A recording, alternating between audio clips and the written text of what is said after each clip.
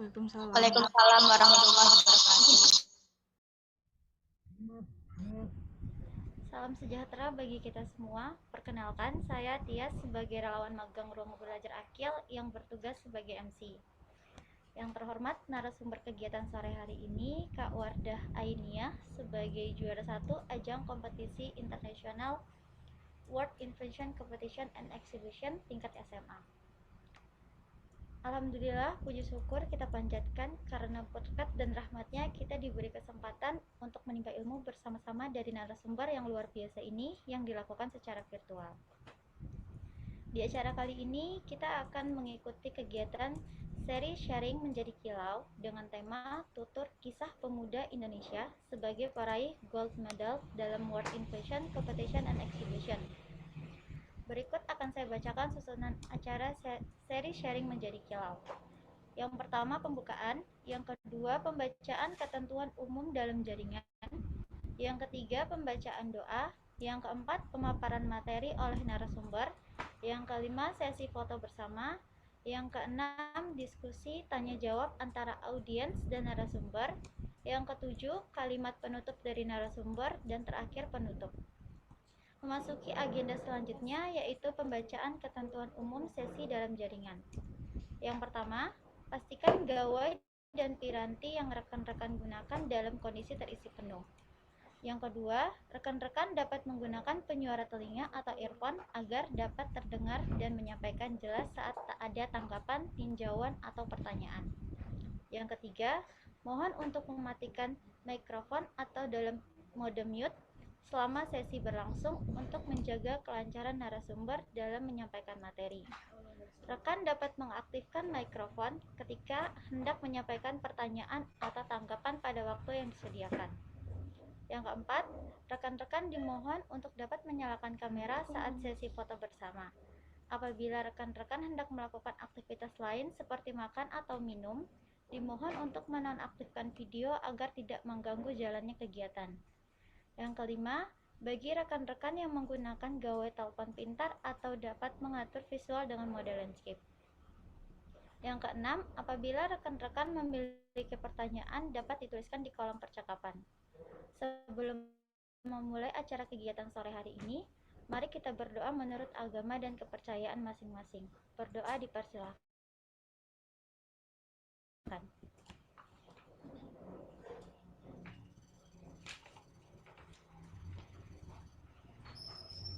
Berdoa dicukupkan.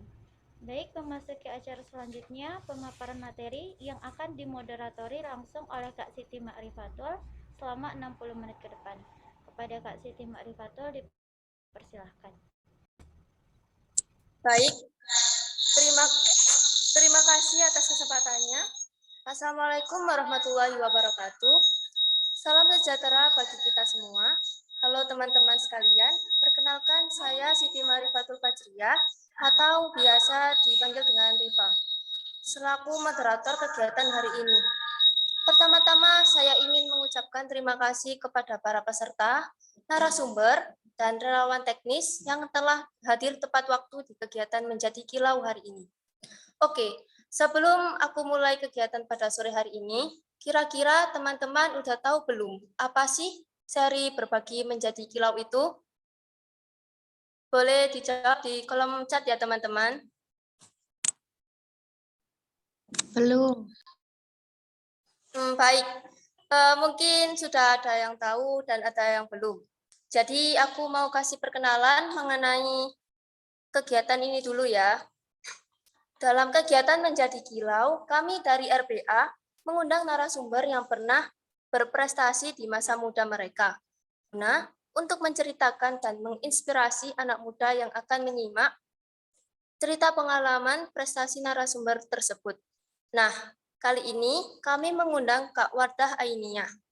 Kak Wardah Ainiyah ini memiliki pengalaman yang luar biasa di mana pada masa remaja beliau meraih gold medal dalam World Invention Competition and Exhibition 2019. Luar biasa banget ya teman-teman.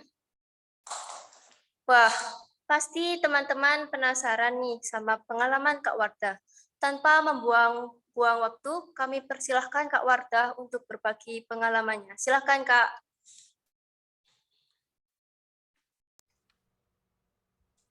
Oke, makasih Siti Ma'rifatul. Oke, ini aku take over ya. Panitia boleh share screen dulu. Iya, boleh Kak.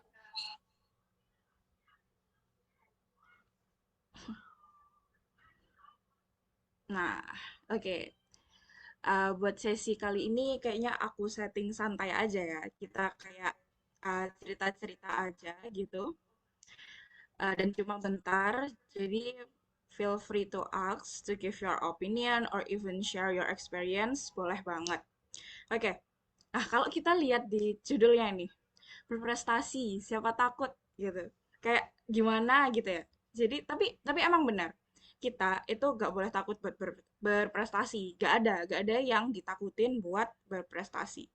Semua orang itu bisa berprestasi dan apa ya kayak anunya itu cuma cukup percaya dan yakin aja sama diri sendiri gitu. Boleh di-share? Boleh di-share, boleh di next. Iya Kak, boleh.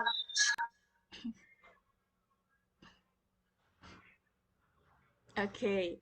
Nah, sebelum kita masuk lebih dalam nih ya, enaknya kita kenalan dulu kali biar sharing-sharingnya tuh bisa lebih mantap gitu. Jadi, aku Wardah Ainia dan sekarang lagi menempuh pendidikan S1 Hubungan Internasional di UPN Veteran Jatim. Masih semester 5 sih.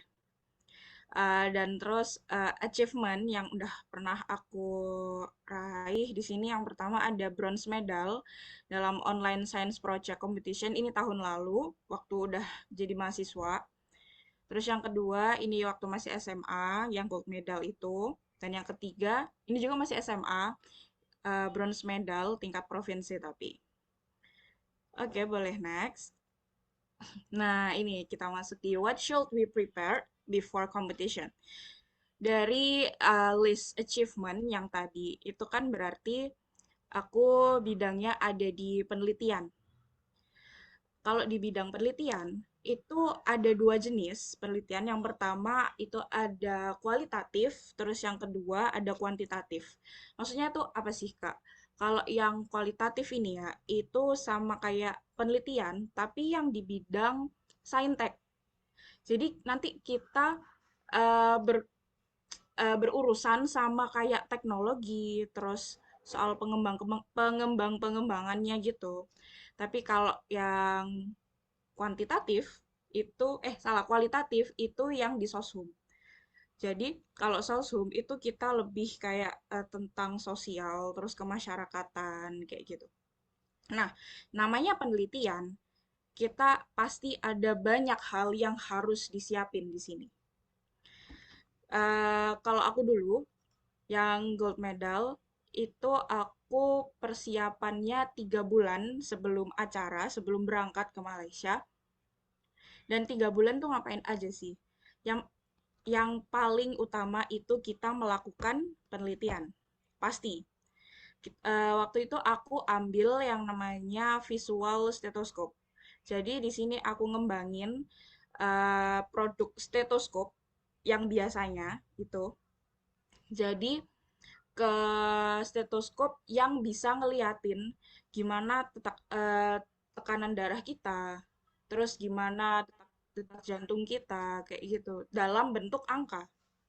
Dalam bentuk angka, kalau yang biasanya kan ya, stetoskop yang biasanya itu kan cuma suara gitu. Nah, ini aku inovasiin jadi bentuk angka. Jadi yang bukan dokter itu bisa tahu kalau keadaan kita itu lagi sehat atau enggak kayak gitu. Nah, buat bikin itu aku persiapan 3 bulan ya dan emang harus selama itu karena emang harus bener-bener siap, harus bener-bener uh, bulet gitu ya penelitiannya. Jadi ya kita harus bener-bener siap. Yang pertama kita bikin judul. Di bulan-bulan pertama kita cari judul, kita bikin judul, terus kita ngematengin, terus kan pasti ada pembimbing nih. Nah, itu kita harus benar-benar sering nge-reach out bareng pembimbing. Kita harus benar-benar uh, brainstorming terus sama pembimbing soal itu, soal gimana nanti-nantinya. Terus waktu pengaplikasian atau pengimplementasian dari rencana-rencana kita itu aku baru di bulan-bulan kedua sih, bulan-bulan kedua itu mulai penelitian, dan penelitiannya ya ruwet sih. Soalnya itu soal apa fisika gitu kalau nggak salah, tentang pemrograman juga aku ada pemrogramannya, jadi itu sekitar 2 bulan penelitiannya, sampai mepet banget waktunya ke keberangkatan. Terus apa ya, kita juga selesai penelitiannya juga itu perlu bikin yang namanya abstrak. Kalian yang SMA kira-kira udah tahu nggak apa itu abstrak? Ada yang tahu? Abstrak? Udah diajarin nggak kira-kira waktu di sekolah? Abstrak, ada yang tahu? Belum tahu? Oh, belum. Oke. Jadi abstrak itu semacam laporan dari penelitian. Nanti bakal diajarin sih ya, seingatku. Kira-kira di kelas 12-an gitu. Ada abstrak yang, oh, belum Mbak Ditya. Belum sampai di situ. Ini PPT-nya. Oke, aku lanjut aja deh. Kalau abstrak itu ya kayak kesimpulan dari penelitiannya. Terus eh di situ kita itu kayak udah nyantumin semacam latar belakang. Terus abis gitu ada kayak hasil dari penelitian. Jadi kita masukin di situ semua dan itu baru dikirim ke pihak lomba. Jadi emang harus kita luangin banyak waktu ya buat ikut lomba penelitian kayak gini gitu. Oke, terus yang kedua, what struggles? Apa yang harus kita perjuangin kalau di lomba ini? Ada banyak, lagi-lagi ada banyak. Nah, soalnya kalau di penelitian ya, kalau misal kita menang, itu kita itu kayak dapet keuntungan gitu loh. Kalau di dunia bisnis, itu istilahnya kita kayak break even point-nya tuh udah kelewat. Udah bukan balik modal lagi, tapi dapat keuntungan. Jadi di sini aku saranin buat yang mau ikut lomba penelitian, itu harus harus memperjuangin semua hal dari diri kamu, entah dari otak, dari tenaga, bahkan duit. Karena ya buat penelitian itu kita kita harus pakai duit sendiri sih. Habis gitu baru kalau menang, udah kita balik modal. Kayak gitu. Terus uh, buat struggles selain dari di penelitiannya itu biasanya ada yang namanya human error. Pasti ada human error. Entah itu dari diri sendiri yang kita udah burn out, udah capek dari penelitian yang misal gagal terus lah, terus yang nggak hasilnya itu nggak sesuai ekspektasi lah, kayak gitu.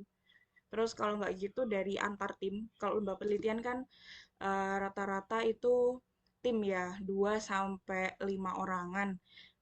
Jadi ya bisa kita errornya bisa ke antar antar tim gitu, ke internal. Ada yang udah kayak udahlah capek gitu.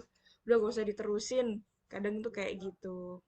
Jadi benar-benar harus mempersiapin, entah itu otak, mental juga perlu dipersiapin kalau mau ikut di lomba penelitian.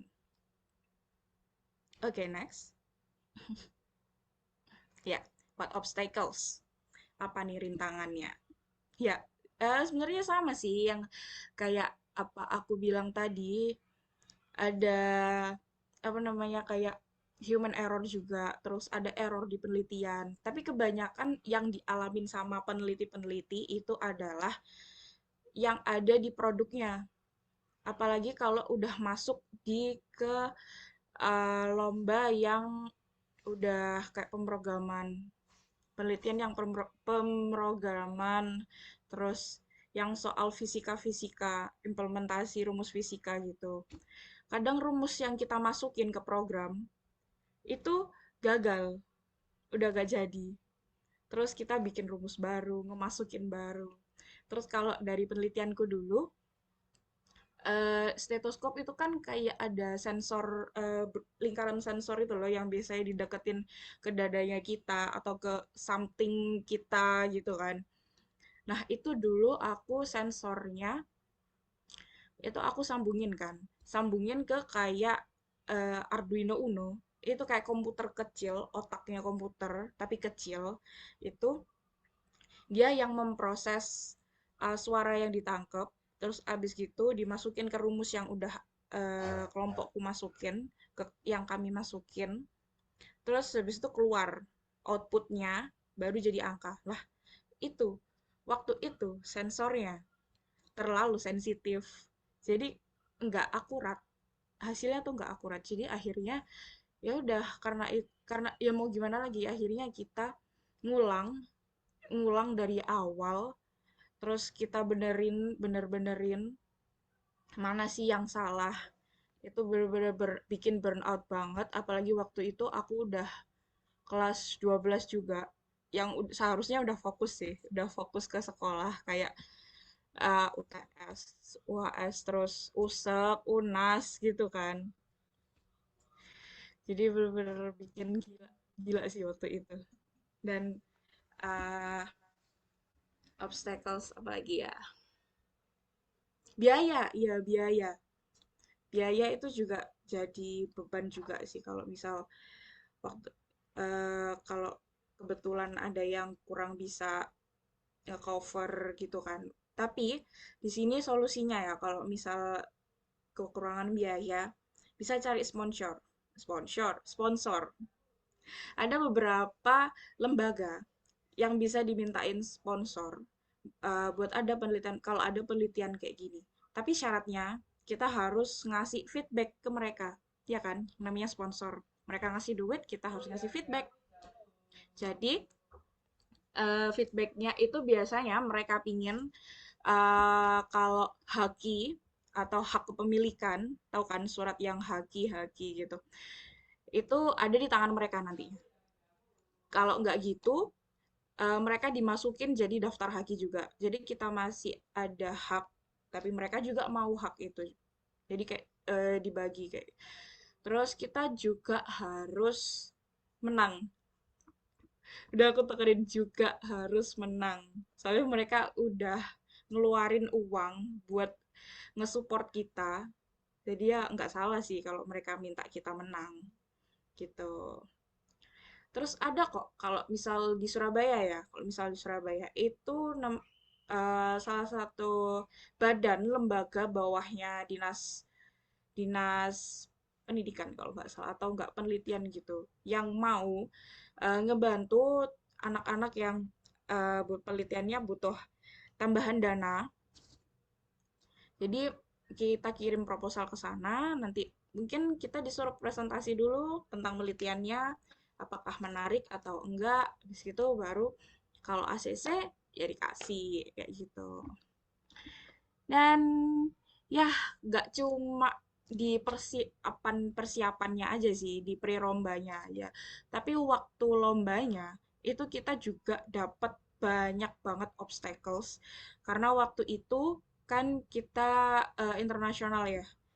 Jadi pernah sempet minder karena waktu sampai di sana itu aku baru tahu ternyata lawan kita itu enggak sekedar yang ada di ASEAN, enggak cuma negara-negara yang di ASEAN, tapi ternyata ada yang dari Turki lah, ada yang dari Korsel lah, terus ada yang dari UK.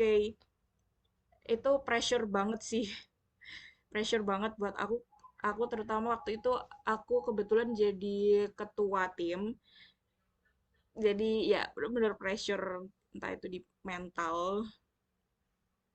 Nah, terus selain pressure dari banyak peserta yang ternyata dari berbagai negara, itu waktu itu aku sempat kayak keliling-keliling gitu. Ada banyak penelitian yang jauh lebih keren sebenarnya dari aku. Waktu itu ada yang dia bikin tangan palsu, cuma itu gerakinnya itu nggak manual, tapi dia pakai sensor yang langsung nyambung ke otak. Jadi sensornya membaca gelombang otaknya kita. Jadi habis gitu outputnya ya tangannya gerak sesuai apa yang kita mau, sesuai apa yang kita pikirin, kayak gitu. Itu punyanya UI. Itu punyanya UI. Ya, UI sih ya soalnya keren. Apa sih kita yang cuma anak SMA gitu. Tapi untungnya waktu itu eh ini juga trik kalau bisa lomba. Kita harus eh pinter-pinter ngebujuk atau enggak kayak itu sih ngejilat, bahasa jeleknya tuh ngejilat ngejilat jurinya. Kita harus pinter-pinter, itu strategi kelompokku ya, strategi timku sendiri. Waktu itu kita kayak ngedeketin jurinya gitu. Kalau yang lain, peserta yang lain itu semuanya nunggu juri datang buat ngelihat produknya terus mempresentasiin, tapi timku enggak. Timku waktu itu aku suruh mereka buat ngejemput juri, ya kan? Pernah denger gak peribahasa yang kalau lebih baik kita tuh ngejemput bola daripada bola yang datang sendiri ke kita, ya kan?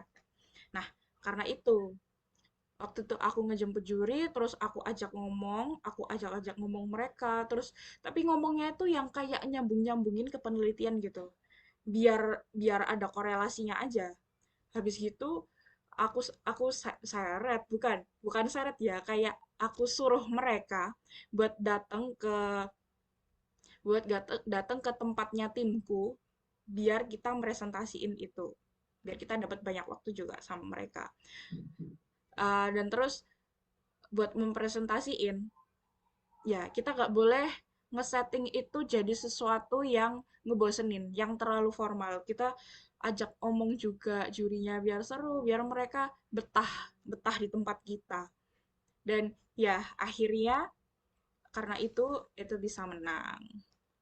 Ya emang kebanyakan lomba penelitian itu modelnya kayak gitu. Kita dikasih stand-stand, kasih tempat-tempat biar kita bisa ngesetting produknya dulu di situ biar bisa ditampilin. Habis gitu baru kita bisa presentasiin ke juri yang datang. Emang kebanyakan lomba penelitian tipenya kayak gitu. Apa ya, kayak kayak lebih kayak pameran sih modelnya. Tapi lomba, pameran tapi lomba. Ya, tapi dilombain gitu mana yang anu buat mempersingkat waktu biasanya kalau kayak gitu. Dan ya, aku pikir sekian sih yang bisa aku sampaikan. Nggak lama ya, nggak sampai 30 menit. Tapi ya, buat apa juga lama-lama. So, kalau ada pertanyaan, feel free to ask. Nggak apa-apa, Florin aja. Buat, iya, Baik, terima kasih banyak Kak Wardah. Wah, gimana teman-teman? Pasti berkesan banget ya mendengar cerita pengalaman Kak Wardah dalam bidang penelitian. Semoga dari cerita Kak Wardah, teman-teman sekalian jadi lebih berani, percaya diri, dan terbuka pikirannya dalam meraih prestasi yang mungkin sebelumnya dianggap terlalu sulit atau terlalu jauh untuk dicapai. Untuk teman-teman yang menyimak, pasti ada dong yang ingin bertanya. Boleh disiapkan pertanyaannya sambil kita foto-foto bareng dulu. Untuk keperluan dokumentasi kegiatan ruang belajar Akil, saya persilahkan Kakak Alvito untuk mengalihkan ke sesi dokumentasi. Tolong ya on cam untuk semuanya. Baik, terima kasih untuk teman-teman. Silakan on cam dulu ya. Kita masuk sesi dokumentasi. Oke, terima kasih. Kita ini ada dua sesi, ada sesi formal sama informal ya. Ini ada dua slide.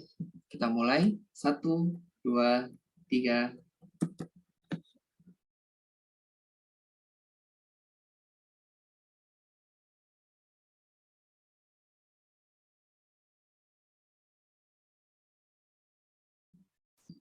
Untuk slide kedua. 1, 2, 3.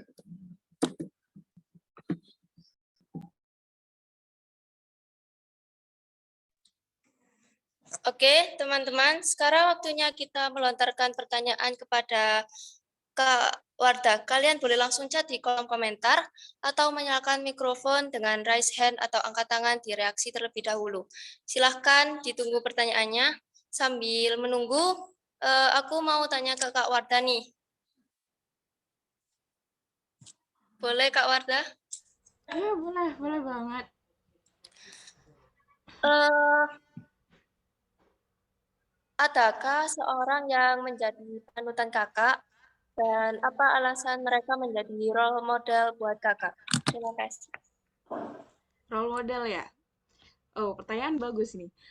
Buat role model itu aku kagum banget sih sama pembimbingku sendiri. Karena beliau itu sangat apa ya? Istilahnya itu legend gitu loh kayak di dunia pendidikan, penelitian. Kayak udah banyak banget prestasi-prestasi beliau di dunia penelitian sampai kayak waktu di lomba tingkat SMA gitu kita sempat omong-omongan sama anak SMA yang lain gitu terus waktu tahu nama dari pembimbingku tuh mereka tuh kayak wih anjar Pak Budi gitu kayak gini soalnya beliau tuh sampai sekarang ya sampai ada yayasan sendiri gitu loh khusus buat siswa-siswa berprestasi ya mungkin kalau kalian pengen tahu beliau bisa ikut ke yayasannya bisa join cukup menjawab. Ya, terima kasih Kak.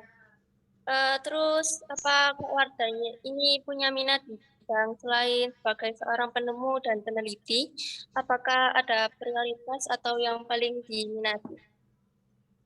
Bidang yang di dalam penelitian gitu ya maksudnya. Iya Kak. Kalau diminati sih karena aku berhubung tipe orang yang suka coba-coba gitu ya. Jadi nggak ada yang jadi favorit gitu. Semuanya aku cobain, entah itu di bidang yang kualitatif, soshum, atau yang kuantitatif, saintek. Semuanya aku coba. Kayak yang di lomba tahun kemarin, itu aku ambil soshum, ambil kualitatif, dan ya alhamdulillah ternyata dapat dapat juara 3.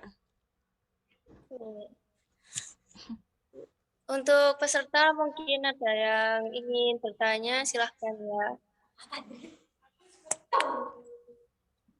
Iya, silahkan. Terutama yang kayak berminat banget di dunia penelitian atau yang penasaran, pengen coba, bisa bisa banget korek-korek info di aku.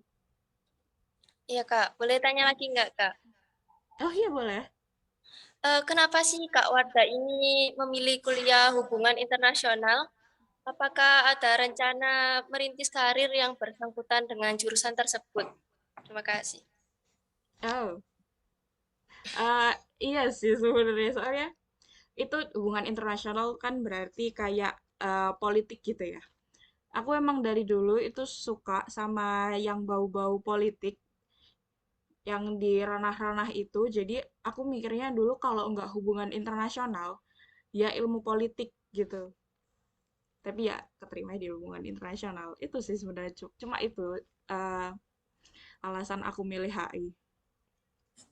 Oke Kak, terima kasih. Tadi kayaknya ada yang mau bertanya. Kak Anggun mungkin tadi.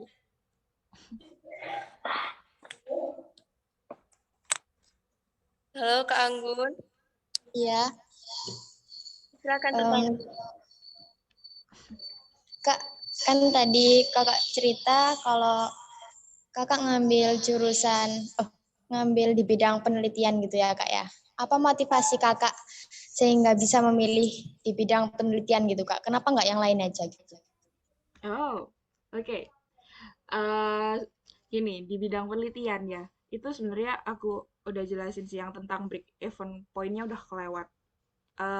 Balik balik modalnya tuh udah kelewat kalau misal menang. Itu jadi salah satu alasanku buat ambil penelitian. Soalnya keuntungan yang didapat nanti kalau misal menang itu banyak banget. Salah satunya ya itu ya, kita bisa dapat beasiswa. Terus kita bisa dapat kayak jalur apa ya bahasanya, kayak mandiri tapi bukan mandiri, apa ya? Kayak misal gini loh. Kayak misal gini loh, bukan bukan SNM ya. Kita tuh jalur berprestasi, tapi jalurnya itu eh yang dibikin sama univnya sendiri gitu loh. Jadi kayak modelnya mandiri, cuma masuknya bukan pakai duit, tapi pakai prestasi. Kayak gitu. Dan itu banyak banget univ yang buka, dan eh, persentase keterimanya itu 70 sampai 80%. Gede kan itu. Jadi aku lebih milih penelitian karena ya itu tadi. Udah menjawab. Kak, ini ada yang bertanya di kolom komentar. Sebentar, saya bacakan. Ini dari Ibu Nurul Fauzia Asal. Permisi Kak, saya mau bertanya, dari mana Kakak biasanya mendapatkan ide untuk membuat sebuah penelitian? Terima kasih.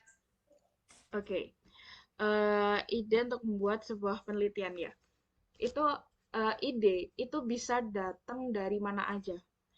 Biasanya itu sebelum eh, aku rapat sama timku, itu aku suruh masing-masing anak, termasuk aku, itu kayak brainstorming sama diri sendiri dulu. Entah itu dengan lihat alam kayak atau gimana, buat bikin judul, biar nanti waktu ketemu, itu kita bisa brainstorming lagi bareng. Biar kita bisa decide mana yang bisa kita ambil, mana yang eh, persentase menangnya itu lebih besar, dan mana yang kira-kira berhasil atau enggak penelitiannya, kayak gitu. Dan buat cari cari idenya itu kadang kita kita itu kayak pergi ke tempat apa ya, kayak yang sepi atau gimana, terus mikir gitu ya, sama baca-baca jurnal penelitian. Kalian pernah denger gak jurnal penelitian? Iya, pernah. Mm-mm. Jurnal penelitian itu eh, tapi kita carinya juga dalam ruang lingkup apa yang mau kalian teliti sih. Kalau kayak misal di fisika gitu ya, tentang pemanfaatan air laut jadi menghasilkan listrik. Nah, itu mungkin kalian bisa cari di jurnal dulu tentang gimana penelitian-penelitian dahulu yang tentang pemanfaatan air laut. Terus nanti habis dibaca, kira-kira kalau mau dikembangin itu bisa gak ya? Terus kalau misal ada pertanyaan lagi di otak kayak ini kalau misal diaplikasiin dengan rumus yang ini bisa nggak ya, kayak gitu. Nanti ya ada ide yang matangnya itu nanti ada sendiri gitu. Yang penting kita kritisin dulu aja cara berpikirnya kita. Ya, apakah sudah menjawab? Sepertinya sudah. Ada yang ingin bertanya lagi, Kak? Ya. Silakan Kak Bella Susi bisa mengajukan pertanyaannya.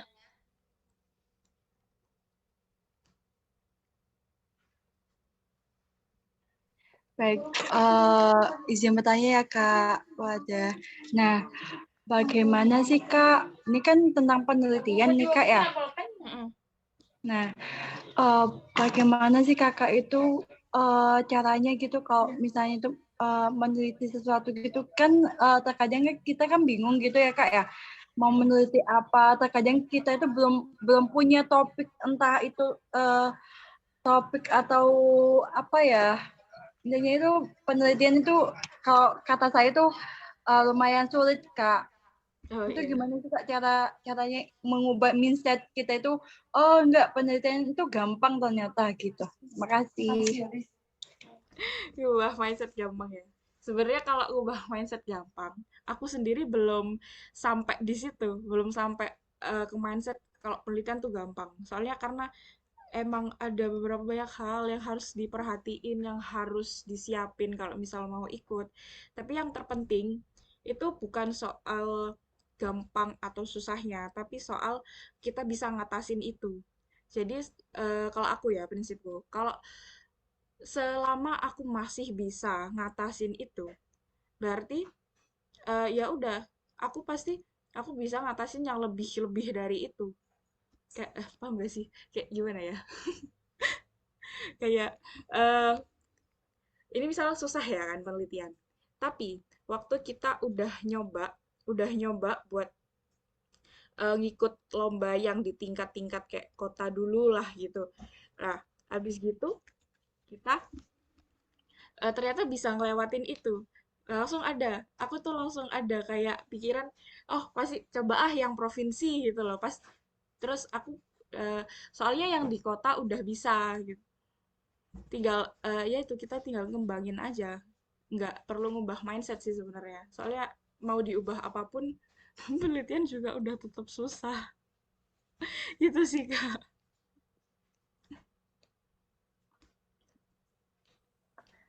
Baik, Kak. Mungkin Kak Bella Susi ada yang ingin ditanyakan lagi. Nah itu Kak, terkadang kan kalau kalau saya pribadi itu kalau misalnya dalam beberapa mata kuliah yang tidak saya suka itu terkadang itu kayak insecure gitu Kak. Aku bisa nggak ya gitu, kayak mencoba hal-hal yang baru yang belum saya ketahui atau saya coba itu kadang mikir kualitas saya itu bisa nggak ya ke arah sini gitu. Oh, gitu ya. Oh, mau Iya. skripsi kah? Oh, enggak sih, Kak. Cuman pengennya itu cepat selesai skripsinya di semester 6 sih, Kak. Gitu. Oh, semester 5. Iya, semester 5. Sekarang semester 5. Oh, sama dong. Aku juga Ah, semester sama 5. dong. Kalau kakaknya jurusan apa? Aku hubungan internasional. Oh, iya. Maaf ya, Kak ya. Aku juga baru gabung nih, Kak. Cuman pengen tahu gitu loh, Kak, prestasi apa gitu-gitu, pengalaman gitu, Kak. Iya sih, Kak. Iya. Cuman kalau kalau kalau aku tuh belum punya prestasi kayaknya. Gak apa-apa, Enggak, gak maksudnya apa-apa. prestasinya itu bukan internasional atau se-Indonesia atau sekota gitu, cuman kayak eh, kayak kayak punya bakat ya di situ-situ aja gitu, Kak. Oh, Pengen berkembang sih, Kak, gitu. Cuman kalau misalnya ikut ikut aku kan pernah Kak ya ikut lomba akuntansi gitu. Kalah gitu langsung down gitu, Kak. Aduh, kok bisa ya gitu. Padahal iya. udah belajar gitu. Ya, emang kita harus kuatin mental dulu ya. Kalau kalah itu emang sedih. Tapi kalau prinsipku itu, kalau udah kalah sedih, sedihnya itu udah cukup sampai udah seminggu aja, seminggu aja. Habis itu setelahnya udah kita harus semangat lagi. Kita harus coba-coba lain. Kayak mungkin kalau misal di lomba apa tadi akuntansi ya. Kalau di akuntansi kan kira-kira kayak bisnis model model bisnis gitu kan ya. Nah, jadi kayak gitu kalau misal di rencana kita atau di project kita yang dulu belum bisa, itu kita bisa eh, ngembangin, ngembangin dari model yang dulu, project yang dulu, itu ke project selanjutnya yang lebih lebih bagus. Kita bisa kembangin. Jadi apa ya? Bisa dipakai jadi referensi gitu loh, yang project yang dulu kayak gitu. Terus kalau yang soal skripsi gitu ya, kalau aku sih kalau di HI ya, kalau di HI itu kan emang ada beberapa bidang yang bisa diambil di skripsi kayak tentang keamanan nasional atau ekonomi politik gitu. Nah, aku buat decide eh, aspek mana kayak matkul mana yang bisa aku jadiin skripsi itu dari kira-kira matkul yang aku nilainya bagus. Nilainya bagus dan ya kan. Kalau nilai bagus kan berarti kita paham. Kita paham di matkul itu. Mm-mm. Jadi kita decide dari matkul yang kita paham, yang kita suka, dan yang kalau setiap kita ada study case study, itu kita kayak bisa mengaplikasiin itu. Kita nguasain gimana caranya eh, ke teori ke study case. Nah, kalau kita udah bisa mengaplikasikan sebuah teori atau sebuah rumus atau gimana itu ke sebuah studi kasus, itu berarti kita udah kita udah bisa kita udah nguasain mata kuliah itu dan ya itu kita bisa ambil sebagai skripsi. Itu kalau aku sih. Oh iya, nah kan aku kan juga berbincang gitu kayak misalnya tuh saya tuh udah cukup dekat sama dosen-dosen juga bilang kalau misalnya mau ngambil skripsi gitu cari mata kuliah yang paling disuka ya mata kuliah yang paling disuka gitu ya kayak. Nah habis itu terkadang itu gini Kak, entah kenapa ya, jujur ya Kak ya, waktu saya pernah mengerjakan soal itu mudah gitu, tapi aku itu nggak bisa ngerjain. Akan tetapi soal yang susah itu aku itu bisa ngerjain gitu Kak. Aku herannya juga di situ Kak. Oh Mungkin gitu. bayangan itu kayak gimana ya kayak aku juga bingung mau jelasin. Mungkin soalnya tuh kayak gimana sih, kayak beda gitu tah. Tapi di matkul yang sama gitu ya. Cuma soalnya tuh beda. Iya, di mata Dan kuliah yang sama, soalnya itu berbeda. Nah, kalau kataku tuh soalnya itu ini gampang. Nah, dan itu tuh teman-temanku itu bisa ngerjain semua. Sedangkan temanku yang nggak bisa ngerjain, itu aku bisa ngerjain gitu, Kak. Itu kenapa ya, Kak ya? ya gimana ya? Soalnya aku juga sama-sama semester 5 nih ya kita. Kayaknya Iya, kayak kurang benar. kurang pas gitu kalau misal aku yang ngasih saran. Mungkin gini sih ya, kalau aku waktu itu sempat juga sih kayak ada soal studi kasus gitu. Aku di sini di yang ini tuh bingung. Padahal itu dasar. Terus waktu ke teori yang lebih lebih turunan bukan turunan kayak lebih di atasnya lagi itu aku bisa. Nah, kalau kayak gitu tuh biasanya aku anu sih kayak belajar lagi di daerah di yang nggak bisa aku ini terus aku tanya-tanya dosen terus sih aku nge-reach out dosenku terus tentang yang aku nggak bisa sampai aku bisa kadang dosenku sampai bosen sih aku chatin terus gitu ada yang mau tanya Makasih ya, Kak. Kalau kakaknya pernah punya pengalaman yang sama nggak, Kak? Kayak aku misalnya nih, Kak ya. Kalau misalnya ada tugas gitu yang ngerjain tuh kakak sendiri, yang lainnya tuh nyontek gitu. Akan tetapi, terkadang tuh nilainya tuh kayak, bisa gak Kak, kalau misal aku yang ngerjain tapi nilainya yang lebih kecil gitu. Pernah nggak Kak ngerasain kayak oh gitu? relate banget itu malah Ah, relate banget waktu itu malah apa ya waktu usek gila waktu usek itu dulu waktu SMA itu matematika aku nyontekin jelek dia jadinya waktu itu usek aku kayak temenku tuh tanya ini tuh pakai rumus apa ini tuh gimana sih cara kerjainnya gitu terus aku ngasih tahu mereka lah kok hasilnya aku yang jelek mereka yang bagus gitu loh kan kayak ih kayak gitu. baik Kak, sepertinya saya sudah banyak bicara dengan Kakak. Makasih Gak ya apa Kak, sudah menjawab sama-sama pertanyaan saya. Baik, sama-sama makasih. Maaf ya Kak ya. gak apa-apa banget namanya juga sharing-sharing semuanya kan Iya. boleh. Mm-mm. Mau ada lagi Baik, terima kasih Kak Bella Susi. Baik teman-teman, sepertinya untuk sesi menjadi kilau kali ini saya cukupkan dikarenakan waktu sudah menunjukkan pukul 16.35.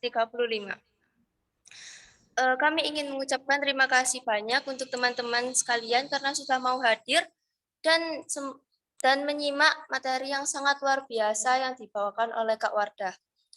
Saya ingin mengingatkan peserta sekalian untuk mengisi form presensi kegiatan yang bisa ditemukan dalam kolom chat. Sambil mengisi, saya mau bertanya kepada Kak Wardah untuk terakhir kalinya nih. Boleh dijelaskan apa pesan dan kesan setelah mengikuti kegiatan menjadi kilau di ruang belajar Akil sebagai narasumber, Kak? oh kesannya ini bisa jadi itu ya kayak ajang tempat buat cari ilmu soalnya ini insightful banget aku lihat dari list narasumber itu keren-keren keren-keren semua itu pastinya nanti yang ikut dapat banyak ilmu dari mereka dan buat pesannya tahun depan adain lagi ya adain terus ini keren banget semua keren banget Baik, Kak. Terima kasih banyak untuk pesan dan kesannya. Semoga kegiatan hari ini berguna bagi kita semua yang telah hadir untuk menyimak pengalaman yang istimewa dari Kak Wardah. Sekali lagi saya ucapkan terima kasih kepada Kak Wardah yang sudah memberikan materi yang luar biasa pada sore hari ini. Dan juga saya ucapkan terima kasih kepada seluruh partisipan yang sudah meluangkan waktunya pada kegiatan kali ini. Dengan ini saya mengucapkan terima kasih. Wassalamualaikum warahmatullahi wabarakatuh. Saya kembalikan ke MC. Baik, terima kasih Kak Siti Ma'rifatul. Alhamdulillah kita telah sampai di penghujung acara. Terima kasih banyak kepada Kak Wardah sebagai narasumber, Kak Siti sebagai moderator, dan rekan-rekan yang telah menyimak acara dari awal hingga akhir. Semoga materi yang disampaikan bermanfaat dan dapat diaplikasikan untuk kedepannya. Sebelum rekan-rekan meninggalkan ruangan Zoom, dimohon untuk memberikan kesan dan pesan untuk kegiatan seri sharing menjadi kilau kali ini melalui kolom chat. Baik, sebelum kegiatan pada hari ini ditutup, mari kita berdoa sesuai dengan kepercayaan masing-masing. Berdoa dipersilahkan.